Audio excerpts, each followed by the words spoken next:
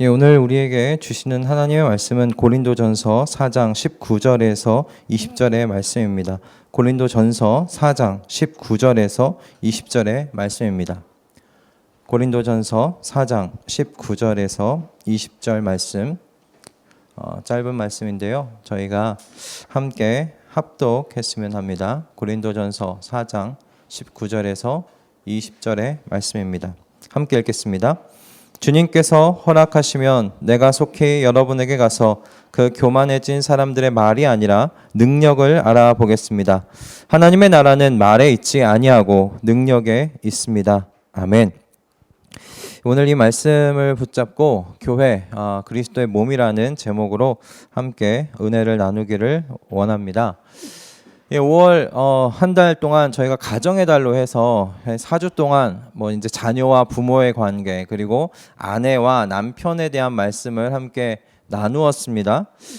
자녀와 그 부모에 대한 이야기를 나눌 때 우리는 자녀와 부모의 중심에 하나님이 위치해 계셔야 된다. 하나님이 계셔야 된다 함을 함께 나누었고, 그리고 부모는 그 의미에서 자녀를 하나님을 통해 보고 또 자녀는 부모를 하나님을 통해 또한 부모를 보는 것에 대하여 함께 이야기를 나누었어요. 이 말의 의미가 무엇이었습니까? 그러니까 부모는 하나님께서 이 자녀가 부모가 되도록, 이 자녀에게 부모가 되도록 하나님께서 나를 선택하셨다라는 관점으로 함께 보자는 것이었어요. 그러니까 보다 좀 적극적인 청지기 의식 속에서 살아가자는 말씀이었습니다. 반대로 자녀가 부모를 하나님을 통해 본다는 것은 이 부모님이 하나님께서 선택하셔서 나에 대한 하나님의 그 권위를 위임하신 분으로 여겨야 한다라는 그 말씀을 함께 나누었어요. 그래서 하나님의 그 기준을 넘어서지 아니하는 그 모든 부모님의 말씀 앞에 자녀가 순종해야 하는 것에 대하여 우리가 함께 이야기를 나누었었습니다. 그러므로 이 부모와 자녀의 이 관계의 핵심, 그 중심엔 누가 계시는가? 하나님께서 주권자시라는 것, 하나님께서 통치자시라는 것이 분명하게 서 있어야 한다는 것에 대하여 함께 이야기를 나누었어요. 거의 이제 3주, 4주 전이라 기억이 이제 가물가물 하시죠? 네. 괜찮습니다. 매년 이제 할 거니까 괜찮습니다. 아내와 남편의 그 반응, 아내와 남편에 대한 말씀은 여러분 기억하시죠?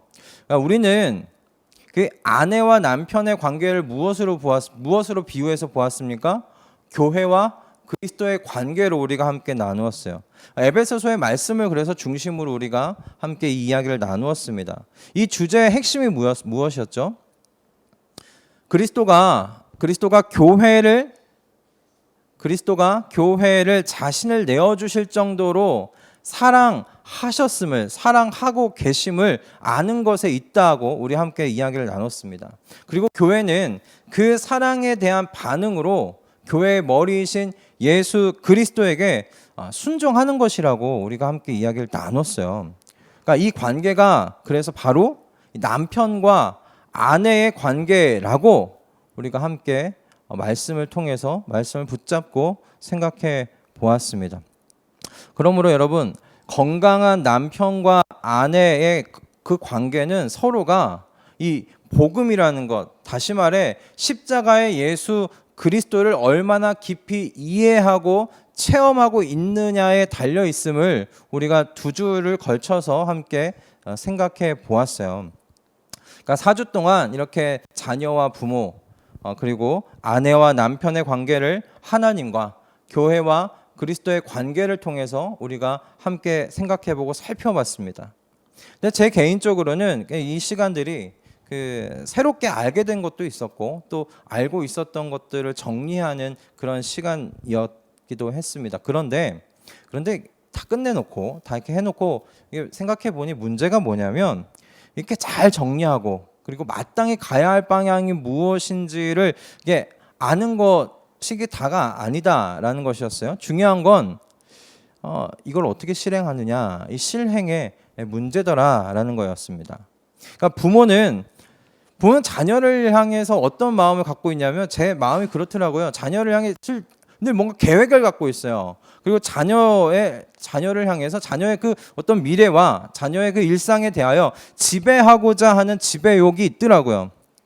그걸 하나님 앞에 어떻게 내려놓느냐라는 그 실행의 문제가 있고, 또 자녀는 부모가 행사하는 그 권위를 하나님께서 위임하신 그 권위로 인정하고 부모에게 순종하는 그 응답을 어떻게 할 것이냐, 그 응답을 어떻게 이끌어낼 것이냐의 문제가 있겠더라고요. 남편과 아내의 문제에서도, 관계에서도 마찬가지이지 않겠습니까? 여러분, 기독교가 요구하는 기준들이 이게 절대로 이게 낮지가 않습니다. 절대 낮은 기준들이 아니에요. 매우 높은 기준들이에요. 그러니까 이 높은 기준에 대해서 실행함에 있어 우리가 고민되는 것입니다. 오늘 본문 말씀, 우리 고린도 교회에 바울이 편지한 내용을 가지고 우리 함께 봤는데, 고린도 전서 4장은 1장부터 시작됐던 그 고린도 교회 안에 있었던 그 분열의 문제, 파벌의 문제에 대하여서 사도 바울이 마지막에 결론 내는 것이 이 4장에 우리 읽었던 마지막 말씀입니다. 고린도 교회는 하나님의 어떤 크신 은혜 속에서 정말 수많은 성령의 은사를 체험했던 교회였어요.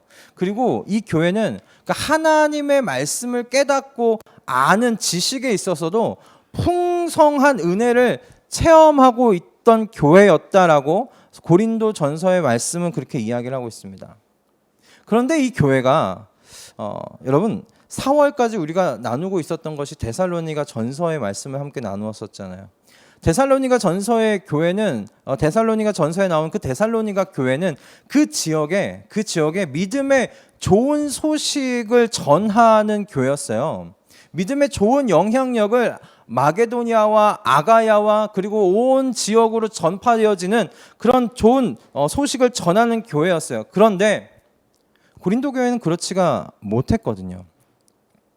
수많은 은사를 체험하고 은혜를 체험한 교회였음에도 불구하고 모든 교회에 모범이 되지 못한 교회로 남았었어요.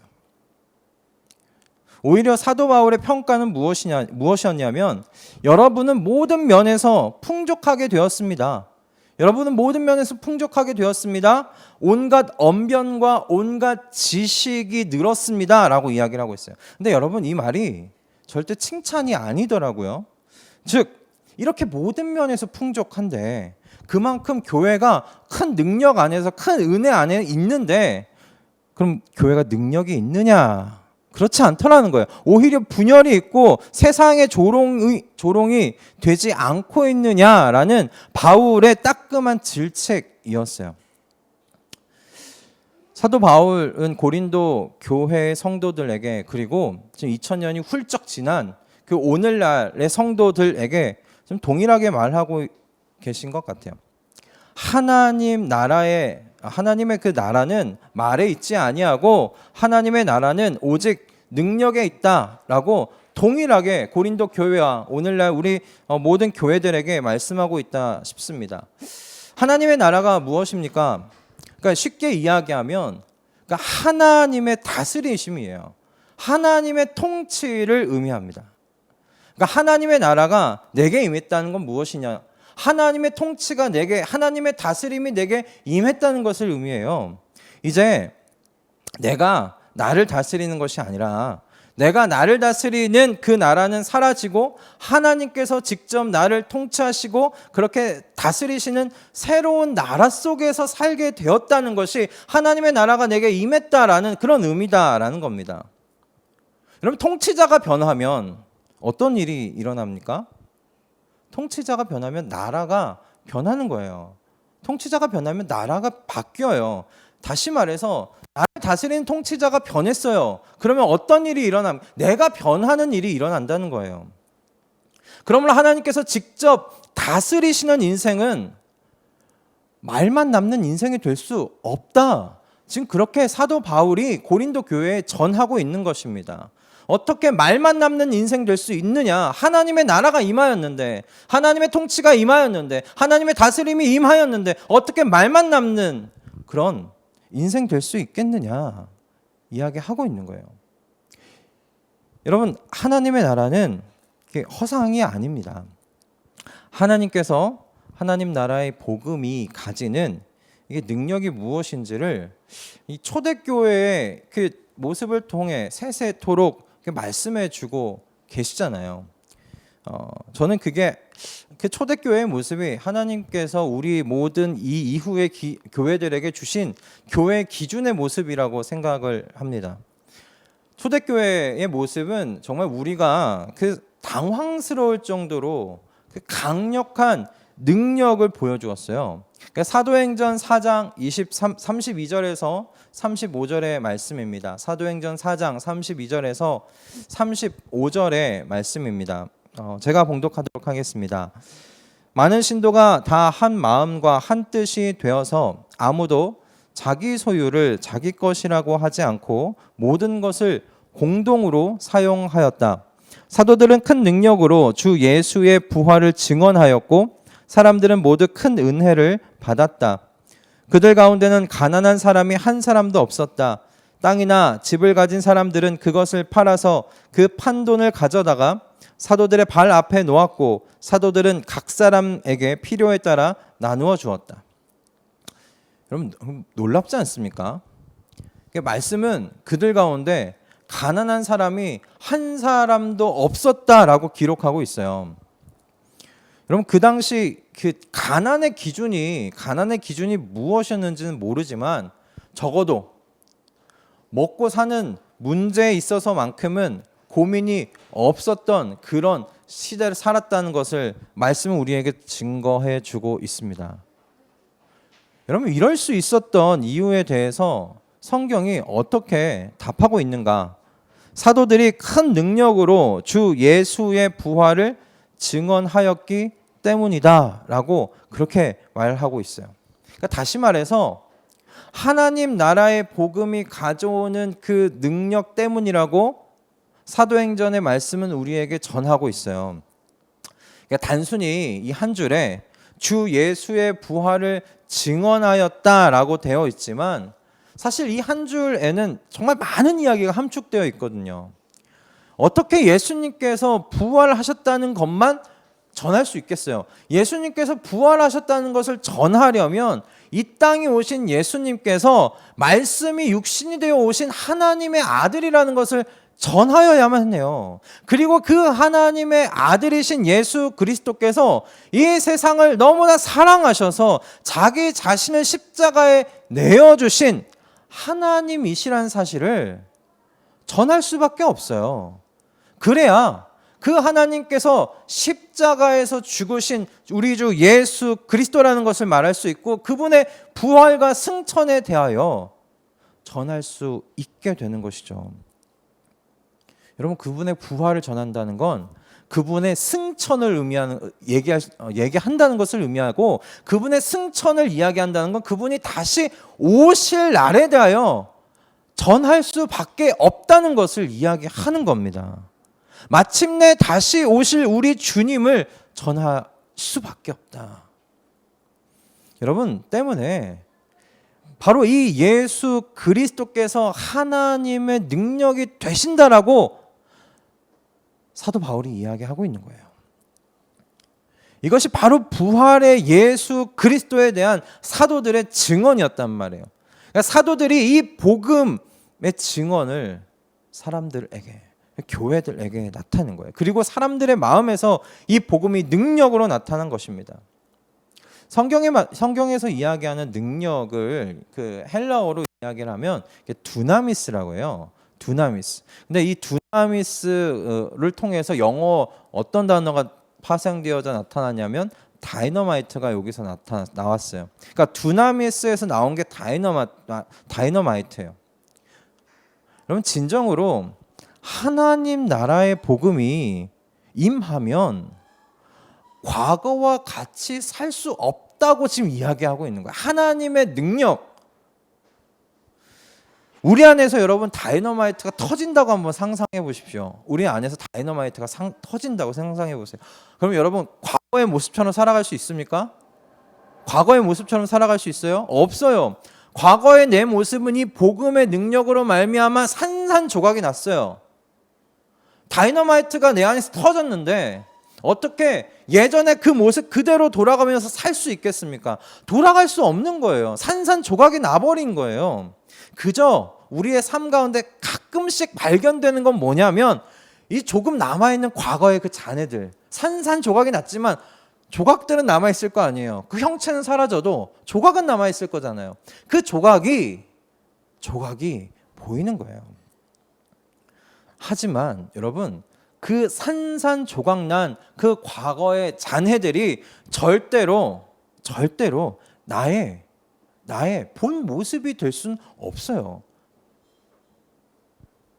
누군가 그걸 다 이렇게 긁어 모아서 본드로 붙여갖고 형체를 만들 수 있겠죠. 그러나 그게 과거의 내 형체입니까? 아니잖아요. 그럴 수 없어요. 복음이 내 안에 들어와 능력으로 터지면 그럴 수가 없는 거예요. 여러분, 이 하나님 나라, 이 복음의 능력이 그래서 사람들을 변화시킨다라고 사도 바울이 이야기한 거예요. 하나님의 나라가 말이 될 수 없다. 하나님의 나라는 그래 능력이다. 두나미스라고 이야기를 하는 것입니다. 그래서 옛말에 가난은 나라님도 구하지 못한다, 구제하지 못한다라는 그 속담이 있었잖아요. 이 말이 초대교회 안에서는 무색하게 만든 거예요. 이 초대교회 이 그 시절에 하나님의 나라가 임한다는 것이 무엇인지를 이 교회는 세상 속에 보여주었어요.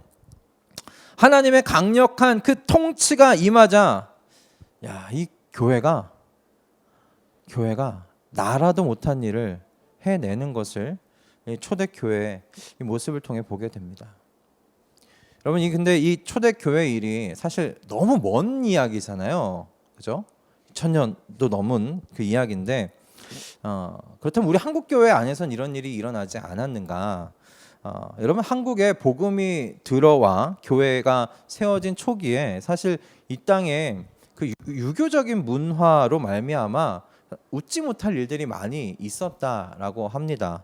조선 시대만 해도 우리 몇백 년 전이죠. 과거 불과 몇백 년 전이에요. 조선 시대만 해도 사실 계급 사회였잖아요. 계급 사회였어요. 양반, 중인, 상인, 그리고 노예, 그 백정, 뭐 그렇게 계급이 크게 분류가 될 수 있는데, 여러분, 근데 복음이 들어갈 때 계급 따집니까? 복음이 계급 따지고 들어가지 않잖아요. 양반에게도 복음이 전파되어지고 노비와 백정에게도 이 복음이 전파되었단 말이에요. 1890년도에 선교사님 중에 무어 선교사님이라고 계셨어요. 그분이 오늘날 그 인사동에 어떤 교회를 세우셨냐면 그 곤당골 교회라고, 그 곤당골 교회를 자신의 묵었던 집 안에 이렇게 교회를 차리셨어요. 처음에 이 곤당골 교회가 사실 그 양반교회로 유명했다라고 합니다. 20명 그 남짓 모였나 했는데 아마 20명이 안 됐던 걸로 제가 기억하고 있어요. 하지만 당시 상황으로 봤을 때 굉장히 많은 사람들이 모인 숫자라고 해요. 그런데 어느 날 이렇게 양반들만 모여서 드리던 예배에 누가 등장했을까요? 백정이 예배를 드리러 왔어요, 교회 안에. 여러분, 양반들의 반응이 어땠을까요? 난리가 났죠. 난리가 났어요. 우리가 어떻게 백정놈하고 같이 예배를 드릴 수 있겠느냐? 예배 드려야 하면 우리가 맨 앞에, 백정이 그럼 저 문 바깥에 앉아서 그럼 예배 드리도록 해라라는 거예요. 그러면 우리 예배 못 드리겠다. 무어 선교사님이 어떻게 하셨을까요? 안 된다. 당연히 안 된다라고 이야기를 하셨죠. 그래서 양반들이 따로 나가서 교회를 세워요. 그 교회의 이름이 뭐냐면 홍문숫골 교회였어요. 양반들이 따로 나가서 세운 교회가 홍문숫골 교회예요. 그런데 하나님께서 참 놀랍게 역사하신 것이 이게 무엇이냐면, 곤당골 교회가 이 양반들이 나가서 홍문숫골 교회를 세우고 난 다음에 백정들만 이렇게 남잖아요. 근데 그 교회가 부흥하기 시작해요. 그 교회가 성도가 계속 늘어나는 것이죠. 그런데 이 홍문숫골 교회는 아무도 오지 않아요. 아무도 오지 않아요. 그냥 양반들끼리 예배를 드리니까 잘 배우고 학식 있고 품위 있는 말들은 오갔지만 부흥이 일어나질 않는 거예요. 왜? 양반들의 삶에 변화가 일어나지 않았거든요. 양반들 안에 회개가 일어나지 않았어요. 회개가 없으니 변화가 없고 그러면 부흥으로 이어지질 못했던 거예요. 그런데 이 홍문숙골 교회 양반들이 지금 옆에 교회가 곤단골 교회가 있잖아요. 이 곤단골 교회가 부흥하는 것을 보거든요. 그 마음 가운데 하나님께서 그런 마음을 주셨던 것 같아요. 그런 상황을 보고 조금씩 회개하는 마음이 일어나도록 하셨어요. 그런 과정 속에서 하나님께서 참 묘하게 역사하신 것이 무엇이냐면 어떤 때 이 곤단골 교회에 불이 난 거예요. 곤단골 교회가 불로 완전히 전소되어 버렸어요. 근데 이 곤단골 교회 사람이 어떻게 하나고 망연자실을 하죠. 왜냐하면 또 이 사람들은 다 가난한 사람들이잖아요. 돈이 없어요. 그러니 교회를 다시 세울 만한 재력이 안 되는 거예요. 그럼 어떡하나 하고 있는데 예상하지 못한 곳에서 이 홍문숙골 교회 이 양반들이 곤단골 교회를 도운 거예요. 그리고 이 일을 계기로 곤단골 교회하고 홍문숙골 교회가 다시 하나로 합치게 됩니다. 그리고 이 합친 교회가 오늘날 인사동에 있는 승동교회예요. 오늘 이 교회가 승동교회입니다. 그리고 이 교회에서 백정 출신으로 가장 최초로 장로님이 이제 나오게 되는데 그분이 박성춘 장로님이세요. 그래서 이 무어 선교사님하고 박성춘 이 장로님이 수차례 조정에 이 백정의 신분 해방을 위해서 탄원서를 계속 넣었다라고 이야기를 합니다. 그리고 마침내 이 조선 땅의 백정들의 신분 해방의 감격을 누리게 되었다라고 해요. 그래서 그 한국 개신교 선교 역사라는 책을 보면 이 조선의 백정 해방 사건을 이렇게 설명하고 있어요. 링컨 대통령의 노예 해방 선언을 얻은 미국 흑인들의 기쁨은 한국 백정들의 기쁨보다 결코 더 크지 않다라고 그렇게 한국 개신교 선교 역사라는 책에 기록되어 있습니다. 여러분 하나님의 나라가 임한 교회가 여러분 그리고 한 개인이 어떤 일을 이루어내는지 여러분 우리 개신교 교회 역사 한국의 이 교회 역사가 이야기를 해주고 있어요. 양반과 백정이 함께 예배를 드렸습니다. 당시 세상은 상상하지도 못한 일들이 일어나기 시작했어요. 어디서? 교회에서 일어났어요. 그게 능력이라고 이야기를 하고 있어요. 백정들은 자신들이 양반들과 같이 이 갓을 쓰게 될 줄이라고는 그 당시 상상도 못했던 일이에요. 근데 그 일이 실제로 일어났어요. 여러분 이게 바로 하나님의 나라가 말에 있지 아니하고 능력에 있다라고 하는 의미라고 저는 생각합니다. 기독교는 말뿐일 수 없다는 거예요. 기독교는 삶의 변화를 가져오고야 만다라는 것입니다. 개인의 삶이 변화될 뿐만 아니라 이처럼 사회를 변화시키기도 한다는 거예요. 사도 바울의 말씀 고린도 교회에 오늘 한 이 말씀과 같이 여러분 내가 가서 교만해진 사람들의 말이 아니라 내가 그들의 능력을 알아볼 거다. 내가 그들의 능력을 볼 거야 라고 말하고 있는 거예요. 번지르르하게 화려하게 이야기하는 그 언변이 아니라 실제로 너희가 그 말에 대하여 어떻게 살고 있는지 어떤 삶을 꾸리면서 살아가고 있는지 내가 그 능력을 살펴볼 거야 라고 이야기하고 있는 거예요. 능력은 여러분 행동으로 이어지기 때문에 그래요. 오늘 이 말씀 제목을 교회 그리스도의 몸이라고 정한 이유가 여기에 있습니다. 여러분 몸은 행동하는 곳이잖아요. 몸은 행동하는 곳이잖아요. 몸이 생각만 움직이지 않고 생각만 할 수가 없잖아요. 몸은 움직이는 곳이에요. 여러분 그러므로 교회는 저는 행동하는 사람들의 모임이라고 말해도 되지 않겠느냐 싶어요. 교회는 건물이나 예배당이 아니라고 우리 누차 이야기를 하고 있습니다. 건물의 아름다움은 어디서 나오는가? 이곳에 모인 사람들의 아름다움에서 나타난다라고 말씀드리고 있어요. 그리고 그 사람들은 누구냐? 그리스도의 몸이라고 이야기를 하고 있습니다.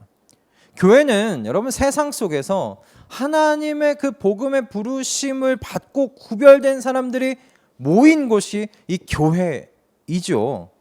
즉 능력으로 변화된 행동을 보여주는 사람들의 모임이 저는 교회라고 믿습니다.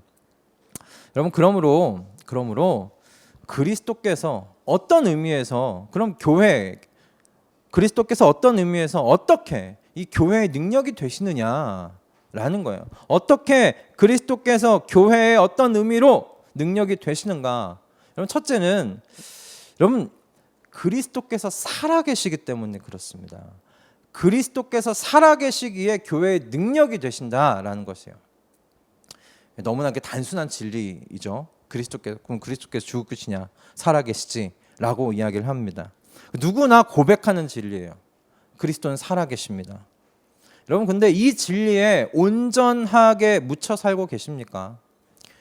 하루 중 얼마나 살아계신 그리스도를 묵상하시면서 만나시면서 살아가고 계십니까? 그리스도인이 된다는 것은 여러분 하나님의 다스림과 통치 안에서 살아간다는 것이잖아요. 그리고 그것은 하나님의 그 살아계신다는 그 삶, 살아계심을 보여주는 그 삶으로 전 귀결될 수밖에 없다라고 전 믿습니다. 여러분, 그런데 어떠십니까? 우리의 삶은 이 부활하신, 이 살아계신 그리스도를 증명하고 있는 삶입니까? 벌써 저에게는 그 2년 전의 일이에요. 이게 그리스도께서 부활하셔서 살아계시다라는 이 진리를 제가 믿고 있었지만 그저 텍스트적으로 믿고 있었다는 사실을 깨닫게 된 하루였었습니다. 그게 2년 전 저녁에 일어난 일이었어요. 전에 교회에서 청년들하고 제가 계속 1대1을 진행해 왔어요. 그래서 그중 청년들하고 1대1을 하려면 되게 저녁에 많이 하게 되거든요. 그래서 이 청년하고 저녁에 할 1대1을 준비하면서 그 햄버거를 좀 사러 갔어요. 그러니까 밥을 못 먹고 오니까 같이 햄버거 먹으면서 1대1을 준비를 하는데, 이제 햄버거를 사려고 이렇게 가는 길에 부활하신 예수 그리스도를 갑작스럽게 이렇게 묵상하게 된 거예요. 길을 걷다가. 그리고 그때 내가 믿는 이 그리스도께서 살아계시다라는 이런 바로 이 믿음이 실제적으로 마음 가운데 훅 밀려 들어오는데, 이렇게 그래, 나를 사랑하사 나를 위하여 자기 몸을 버리신 이 하나님의 아들, 이 예수 그리스도께서 부활하셨지. 그래, 그분이 살아계시고 승천하셨지. 나를 향한 영원한 그 사랑과 은혜로 풍성하신 이 그리스도께서 그래 살아계시지. 말에 계속 제 마음 가운데 되뇌는 거예요. 그분이 살아계시지.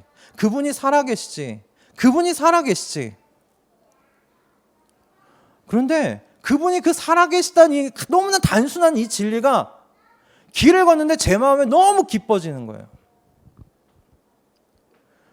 얼마나 큰 평안과 그리고 이 세상을 향한 자신감으로 충만해지던지 콧노래를 부르며 그 햄버거를 사러 갔었어요. 그리고 돌아오는 길에도 너무 감사하고 너무 기쁘고, 그러면서 제가 깨달았어요. 내가 하나님 살아계시다는 것, 그리스도께서 부활하셔서 살아계시다는 것, 하나님 우편에 앉아 계시다는 것, 내가 그건 텍스트로 알았구나. 글자로 알았구나 싶은 거예요. 여러분, 그리스도께서 살아계십니다. 부활하셔서 살아계십니다. 그러므로 여러분, 하나님의 그 나라는 말에 있지 않고 능력에 있을 수밖에 없는 거예요. 그리스도께서 부활하셔 살아계시기 때문입니다. 할렐루야. 살아계신 그리스도께서 저와 여러분을 다스리십니다. 저와 여러분을 보살피십니다. 저와 여러분을 끊임없이 사랑하고 계십니다. 여러분, 하나님은 나를 변화시키실 수 없어 라고 여러분 생각하신다면 그런 하나님을 여러분 왜 믿으셔야 되겠습니까? 그런 하나님을 왜 믿습니까? 나를 변화시킬 능력이 없는 하나님이신데 우리가 왜 그 하나님 믿어야 되냐고요. 왜 이렇게 나와서 예배드립니까? 그것 자체가 넌센스 아닙니까? 이런 낭비가 어디 있어요? 하나님 난 못 바꾸시지. 난 바뀔 가능성이 없어. 그런 마음으로 여기 있다면, 그런 마음으로 하나님을 신앙한다면 그럼 그게 진짜 무엇입니까?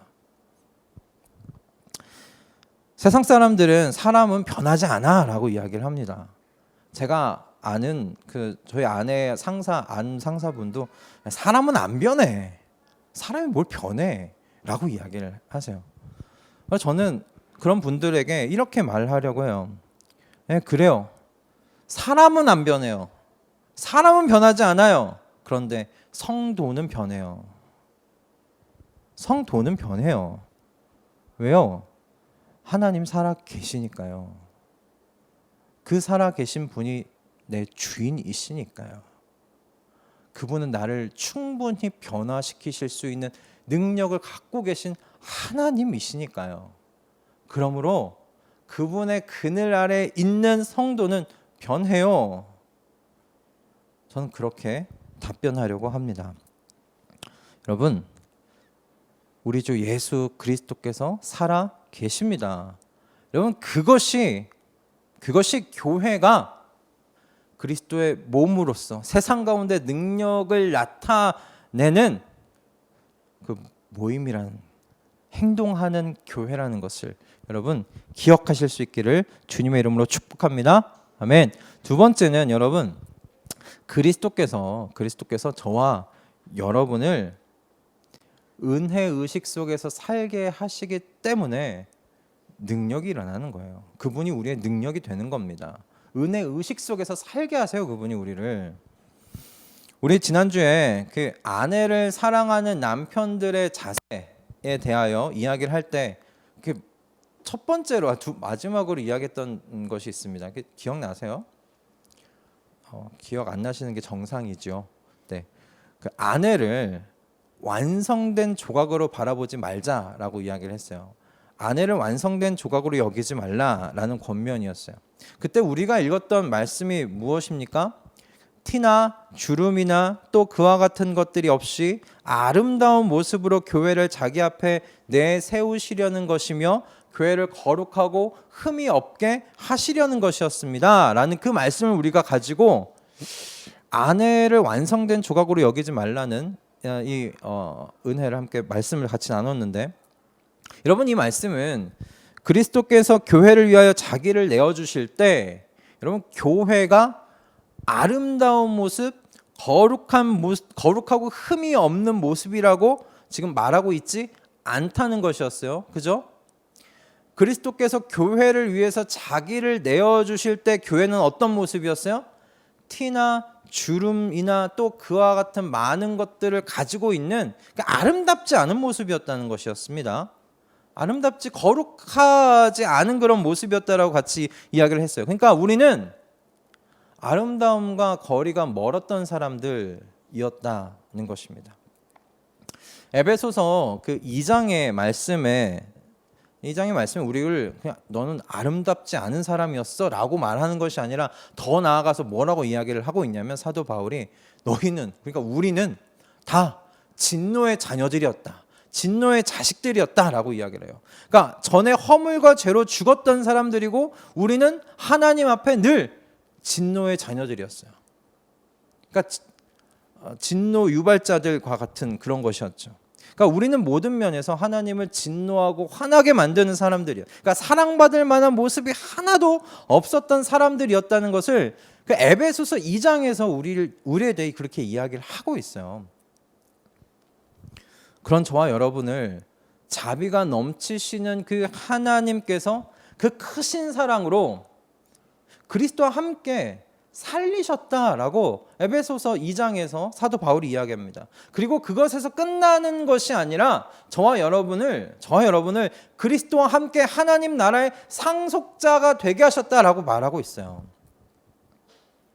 이에 대해 에베소서 2장 7절이 이렇게 이야기합니다. 그것은 하나님께서 그리스도 예수 안에서 우리에게 자비로 베풀어 주신 그 은혜가 얼마나 풍성한지를 장차 올 모든 세대에게 드러내 보이시기 위함입니다. 여러분, 저는 가끔 이 말이라는 것에 한계를 느껴요. 말이라는 것에. 그러니까 제가 지금 이 경험하고 있는 것을 우리가 지금 사용하고 있는 이 말이라는 것으로 다 표현해낼 수가 없던 거예요. 그러니까 한계가 있어요. 저는 하나님께서 우리에게 베푸신 사실 이게 은혜라고 이야기를 하잖아요. 은혜라는 이 단어가 꼭 그렇게 느껴져요. 하나님 아버지께서 그리스도를 통하여 우리에게 하신 이 모든 일을 우리는 은혜라는 말로 이야기를 하는데, 이 은혜라는 이 말이 저는 꼭 이렇게 느껴지는 거예요. 이 한마디로 퉁쳐버리는 것 같은 느낌이 들어요. 은혜지요. 은혜 받았습니다. 제 은혜 가운데 살고 있습니다. 은혜라는, 여러분, 말만, 이 은혜라는 말만 전 남을 수 없는 단어라고 생각을 합니다. 은혜를 입었다고 생각하면, 은혜를 받았다고 생각하면, 여기면 마땅한 반응이 전 이어져야 된다고 생각이 들어요. 그렇지 않습니까? 은혜는 여러분, 그에 합당한 행위가 짝을 이룰 때 진짜 이 은혜라는 단어가 완성되는 것 같아요. 절대로 받을 자격 없는 자가 하나님의 나라를 상속받았다라고 이야기를 하고 있어요. 상속세도 내가 내지 않았잖아요. 그런데 상속세도 내지 않았는데 하나님의 나라를 내가 받았어요. 여러분, 사람이 무엇이간데 주님께서 이렇게 생각하신 이유가 무엇입니까 도대체? 하나님 나라의 이 기쁜 소식이 진정으로 임한 사람들의 마음에, 저는 근데 이런 마음이 들 것 같아요. 이 다윗의 고백과 같이, 하나님, 사람이 무엇이간데 저희를 이렇게까지 생각하여 주십니까? 저희를 이렇게까지 생각하여 주십니까? 감사합니다. 여러분, 이 은혜 의식이 우리로 하여금 행동하게 만들어요. 그저 은혜입니다 라는 말로 모든 걸 퉁쳐버릴 수 없게 되는 거예요. 내게 이와 같은 구원의 은혜를 여러분 베푸신 하나님께, 이 은혜 의식 속에 있을 때 충성하고 싶지 않나요? 하나님의 이 가르침으로 살아보려고 애쓰고 싶은 그 소원과 그 소망이 생기잖아요. 우리를 거룩하고 흠이 없게 하시려는 그리스도께서 저와 여러분을 이 은혜 의식 속에서 살아가도록 인도하고 계신 줄로 믿습니다. 주님의 인도하심을 따라 살아가시는 우리 모두가 되었으면 합니다. 우리의 하루를 그저 받을 자격 없는 자에게 주시는 그 하나님의 은혜의 이 충만함 속에서 살아내실 수 있기를 주님의 이름으로 축복합니다. 할렐루야. 말씀을 정리하겠습니다. 여러분, 교회는 그리스도의 몸입니다. 여러분, 몸은 생각하는 곳 아니에요. 몸은 생각하는 곳이 아니에요. 몸은 행동하는 곳이에요. 그러므로 교회는 그리스도의 능력으로 행동하는 곳임을 기억하실 수 있길 바라요. 이 행동은 바로 여러분의 변화로 시작되는 거예요. 그리고 가정의 변화로 나아가고 그 사회의 변화로 이어지는 바로 그 능력의 행동입니다. 초대교회의 역사가 오늘날은 안 된다고 말하지 마실 수 있길 바랍니다. 초대교회에 일어났던 그 역사가 오늘날은 이루어질 수 없어요. 시대가 바뀌었어요 라고 말씀하지 마실 수 있기를 바랍니다. 여러분, 교회의 주인이신 하나님께서 바뀌지를 않으셨습니다. 얼마 전 그 페이스북에서 본 글인데 이런 글이 있었어요. 한국교회의 위기는 신자 수가 인구 대비 17%까지 줄은 것이 아니라 호감도가 6%밖에 안 된다는 것입니다. 해법은 어떻게 신자 수를 늘릴까가 아니라 그러면 어떻게 호감도를 올릴까입니다 라는 이 글이 있었어요. 이 호감도가 무엇이냐면 상식, 다양성, 포용, 공정, 정의, 인권 이런 것이라고 이렇게 적어놓은 글이 있었던 것을 보았습니다. 처음엔 저도 이렇게 끄떡끄떡하고 동의가 되었어요. 근데 조금 지나니까 이게 동의가 되지 않더라고요. 한국 교회 위기가 정말 이 호감도의 문제일까 싶은 거예요. 한국 교회가 상식적이 되면 호감도가 상승할까? 다양성을 인정하고 포용하며 인권을 위해 사회적으로 움직이면 그럼 교회가 세상 속에서 호감도가 상승할까? 전 아니라고 생각이 들었습니다. 저는 한국 교회의 위기가 무엇이냐? 그리스도의 능력을 상실한 데 있지 않는가라고 생각이 들었어요. 사도 바울의 말의 표현을 따르자면 하나님의 여러분 나라를 말로만 전했기 때문이 아니겠느냐라는 것이었어요. 저는 오늘의 이 말씀의 마무리를 사도 바울이 에베소 교회 성도들을 위하여 기도했던 그 기도문을 읽어드리는 것으로 마무리하기를 원하는데요. 여러분이 한 주간 제가 이 기도문을 붙들고 이 기도문의 내용이 여러분의 삶 속에서 실제적으로 나타나기를 기도할 것입니다. 바라기는 하나님께서 이 기도를 응답하셔서 여러분의 매일매일의 그 삶 속에 조금씩 우리 안에 일하시는 그 하나님의 큰 능력을 경험하고 알아가는 그 한 주가 되실 수 있기를 주님의 이름으로 축복합니다. 사도 바울의 기도문을 읽어드리고 우리 오늘 말씀을 마치도록 하겠습니다. 우리 주 예수 그리스도의 하나님이신 영광의 아버지께서 지혜와 계시의 영을 여러분에게 주셔서 하나님을 알게 하시고 여러분의 마음의 눈을 밝혀주셔서 하나님의 부르심에 속한 소망이 무엇이며 성도들에게 베푸시는 하나님의 영광스러운 상속이 얼마나 풍성한지를 여러분이 알게 되기를 바랍니다.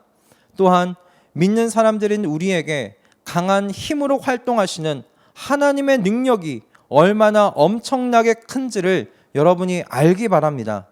하나님께서는 이 능력을 그리스도 안에 발휘하셔서 그분을 죽은 사람들 가운데서 살리시고 하늘에서 자기의 오른쪽에 앉히셔서 모든 정권과 권세와 능력과 주권 위에 그리고 이 세상뿐만 아니라 오는 세상에서 일컬을 모든 이름 위에 뛰어나게 하셨습니다. 하나님께서는 만물을 그리스도의 발 아래 굴복시키시고 그분을 만물 위에 교회의 머리로 삼으셨습니다. 교회는 그리스도의 몸이요 만물 안에서 만물을 충만케 하시는 분의 충만함입니다.